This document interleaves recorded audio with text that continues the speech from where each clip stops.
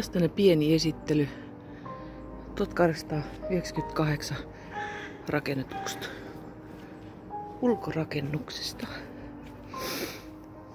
Täällä on kiviportaat ja sitten mennään tänne. Taas mä en näis näe mitä mä kuvaan, mutta hetkinen, aurinko nyt paistaa jotenkin hassusti. Mut ehkä mä... Oi! Tämmönen hirsirakenteinen rakennus. Mä en edes ole niinku kattonut, en tiedä mitä kaikkea täällä on. Tuossa on muuten ikkuna auki. Sekin täytyy muistaa talveksi pistää kiinni. Jos sen saa. No, kyllä sen varmaan saa. Ja tällaista täällä. Mut tässä on tällainen ihana vanha tulisija. En tiedä, olisiko mahdollista kunnostaa. Tai aika mieletön. Siinä on periaatteessa niinku vesipata ja uuni. Mä en oikein tiedä mikä tää on. Mikä tää sitten on niinku ollut. Ja sitten tässä on tämmönen tila myös. Tosi tommoset varmaan pönttiksi vanhat uuniluukut. Ja tuolla on tommonen alatila. Täällä tosiaan, mä en oo pikkusen jo tuonut, jos näkyy banaanilaatikoit, niin ne on meikäläisen tuomia. Sitten täällä punavalkoisen oven takana on tämmönen toinen kesähuone. Täälläkin on komiat hirsiseinät. Niin kuin näkyy. Siellä on meikäläisen puutarhajuttu jo tuotuna. Ja sitten täällä on vielä yksi huone. Ja täällä on sitten niinku puuvaja. Tuolla on autotallit on ikkunan takana. Täällä on ihan kivasti puuta. Että tämmönen aika kiva paikka, jota ei tosin niinku enää tänä vuonna, kun syksy on jo aluillaan ja ehkä jopa pitkälläänkin, niin ei näihin voi silleen keskittyä.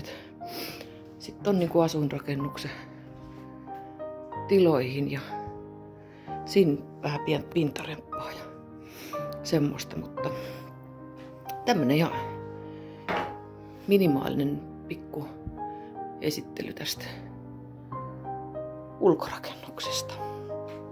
Aika kiva sanoa. Miten mä katsoa nyt, ennen kuin mä lähden hakemaan toista kuormaa. Ei hitsi, täällä on ihan tavaraa täynnä. No, kyllähän näissä sit tutkimista riittää.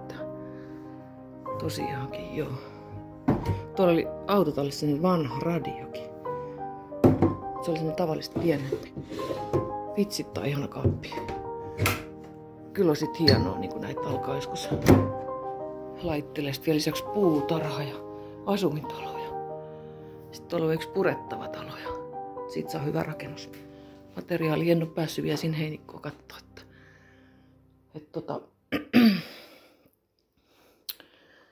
millaista materiaalia, oliko se nyt kans tämmöistä hirttä.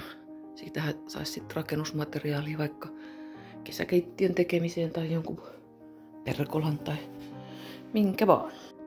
Tää on aika upea tää ulkorakennuksen tää lattiamateriaali.